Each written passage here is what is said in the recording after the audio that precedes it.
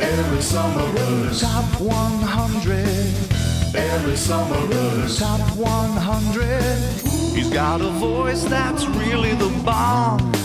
He'll make a choice that'll aggravate Tom. I hate to spoil it, but when all's said and done, Merchant of Venus gonna be number one. Every summer Top 100.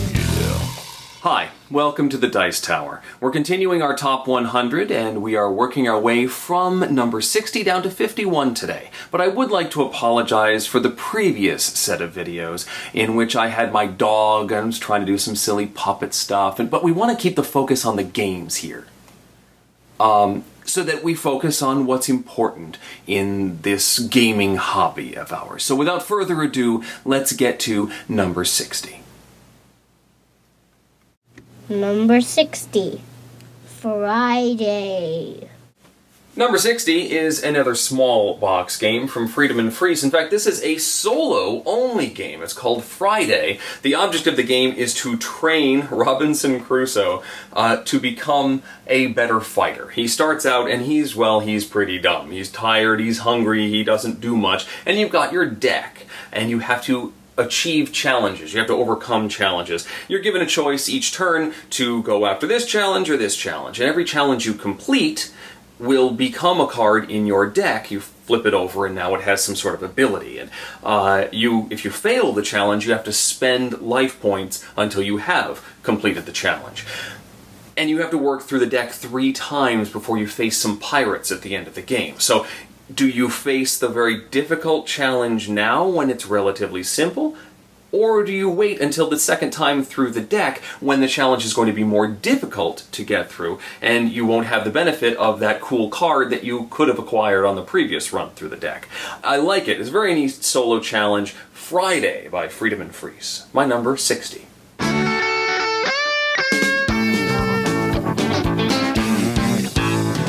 Number 59, Tigris and Euphrates. Yeah, play. It's time for another classic here. This is Euphrates and Tigris. This is the German version of Tigris and Euphrates, a classic from Rainer Knizia. I prefer the German version, the aesthetics.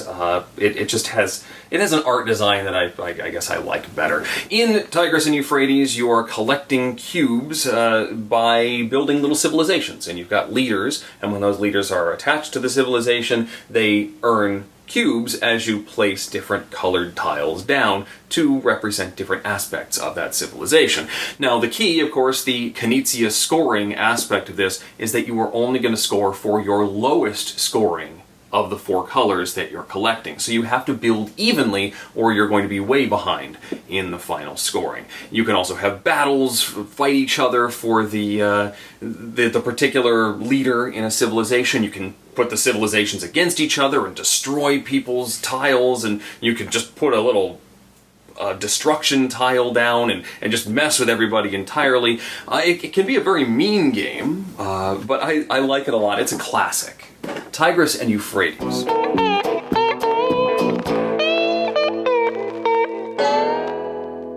Number 58, Lords of Waterdeep. Lords of Waterdeep is next on the list. Very impressive box cover right there. It's a very nice worker placement game. Certainly has appeal to lots of different folks. This can work as a gateway game, as a family game, because the mechanisms are simple enough to explain and understand. You could play it up as thematically as you want. If you really want to get those D&D meeples that represent the wizards and the clerics and everything that you are collecting in the game. This one also gets extra points. It's a bit of a sentimental pick for me because I I did a series of Dungeons and Dragons audiobooks, and they were essentially in and around Waterdeep. So some of the characters from those books are in this box, which is kind of cool. It's like, yeah, Kelvin Aronson is in here, and I voiced him, and that's neat. So anyway, Lords of Waterdeep, very neat game, terrific, well worth a look.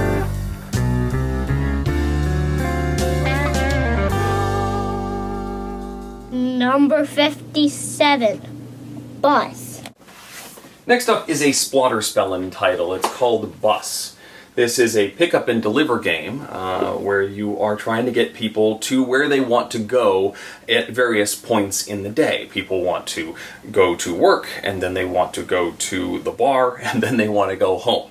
And you are trying to anticipate where they're going to want to go and build bus routes that will take them there. You can expand your bus routes. You can mess with other people by placing a pub right next to the guy that your opponent was hoping to take to a pub, and now he doesn't want to go because there's a pub right there. You can also stop time and cause time not to move forward, thereby making people lose their scoring opportunities. You only have 20 actions in the entire game. You have to spend at least 2 each round, but you can spend more. But if you spend too much, your opponents may make it totally not worth your while. It looks like it was made by a 5-year-old, and yeah, there are nice little references to other games on the game board. It's cute. I actually like it, but I can see how some people are really turned off by the art design of Bus. But don't let the cutesy look fool you. This is a nasty game, and it can take a long time because you really have to work things out. If you stab blindly in this game and make your moves without thinking, you're really going to be in trouble. And I like that. Bus.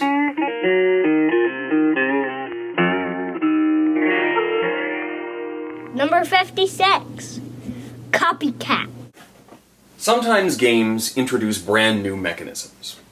And other times, games take those mechanisms that have existed elsewhere and they distill it into a whole that works better, or at least as well as, its component parts. And I think that's the case with Copycat.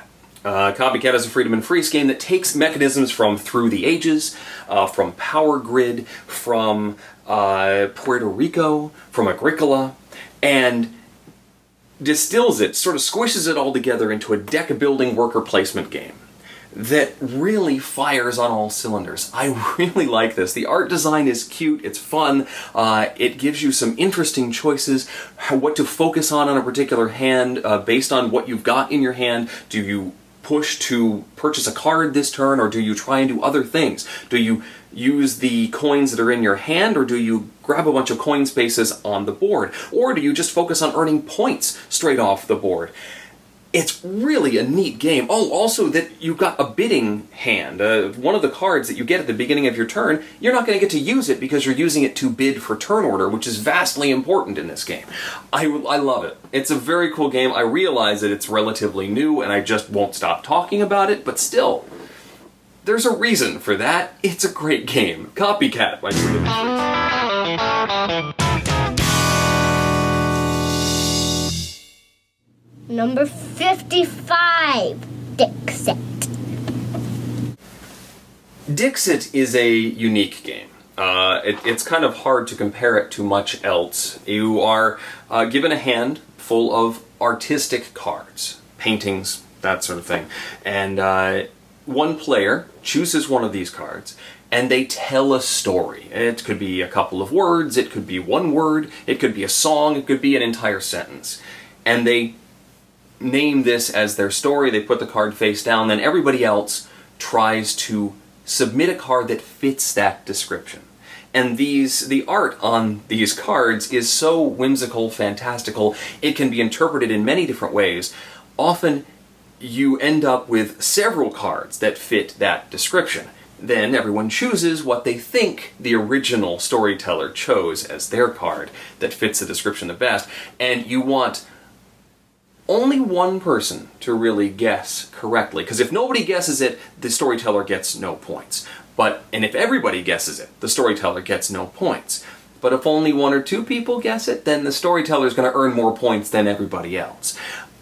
It is a very interesting game, and I appreciate the fact that they've released more and more art cards. I've got, I think, 2 expansions in here now, so I have plenty of art and can play this with lots of different creative people, which tend to be the people I hang out with my family, for sure. Dixit, very neat game. My wife doesn't enjoy it. She feels too much pressure when it's time to be the storyteller. But I really appreciate Dixit.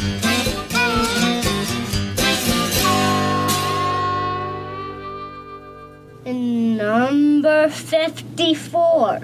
7 Wonders? Antoine Bauza's Seven Wonders is next up on the list, and I really appreciate this game for what it is. It is a 30-minute civilization building game that plays with up to 7 players. And yeah, it got a lot of hype. Some people really adore this game. I enjoy it quite a bit, and it fills a niche that I think needs to be filled. If you have a lot of people and you're looking for a short game, Seven Wonders is terrific. You have a bunch of cards, and you are drafting those cards turn by turn to build your civ, and you are trying to collect resources, and you're trying to put down scientific cards and put down commerce cards, and then with the expansions you're playing leaders that give you special powers, you're playing city cards that give you special powers, and maintaining your money and your economy. It is a neat game. And you're battling each other too, but you're only dealing with the people to your left and right, so you have sort of a limited worldview even though you're competing with the entire table. Seven Wonders, very neat.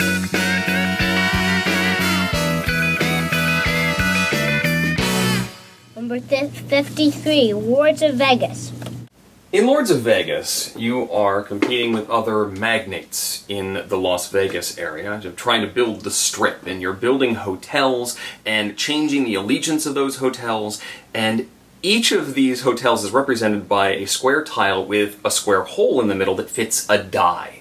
And the value of the die that's in the middle there determines the strength of that particular tile. And you can take over that tile by rolling better than that value, or paying to re-roll all of the dice in a particular hotel and hoping that changes what you're able to do to it. So there's lots of takeovers going on, there's building into other zones and becoming the lord of that particular area, lots of stand-up die rolls, plus a good amount of strategy and tactics as well. It's a fun game, very neat. Lords of Vegas.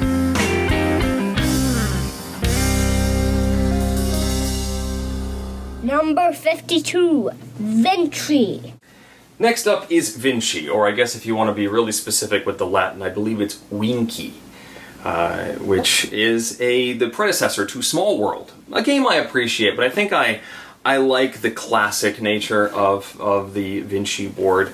You have a civilization. At the beginning, you will choose from some special player power tiles. They're randomly drawn at the beginning of the game, and you'll draw 2 of them to be your civilization. And those give you special powers and scoring opportunities that you will then use to take over sections of the board and battle with your opponents. At some point, you sort of exhaust your opportunity, your resources, you just become too spread out, and you decide, I'm going to go into decline, and you choose a new civilization, which then comes out on the board, and sort of remembers your old civilization, but you're different people now. But your old civilization is often still scoring points while your new one is marauding the countryside.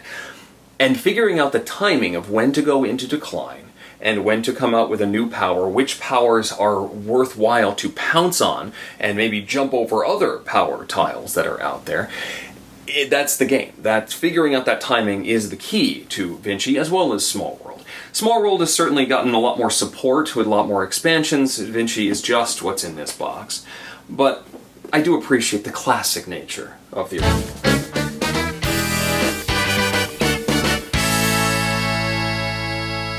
Number 51. Police stink. Yeah, but. Anybody remember the old classic Sierra online adventure Police Quest? This reminds me of that. This is Police Precinct, which is a cooperative game where you're playing a squad of police officers.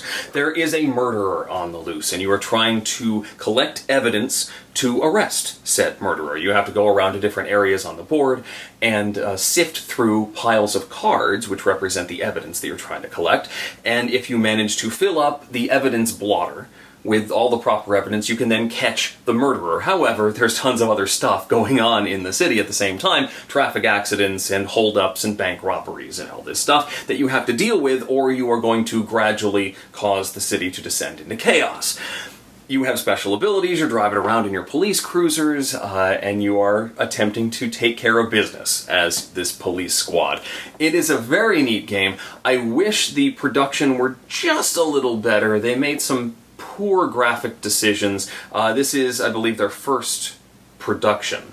I'm hoping that a second edition comes out that fixes some of that. They're all like little tiny square tokens, which is a bit of a problem. I would like to see them a little bit bigger. But the gameplay wins out in this box, and I think it's certainly well worth a look if you're a fan of co-op games. Police Precinct is very cool.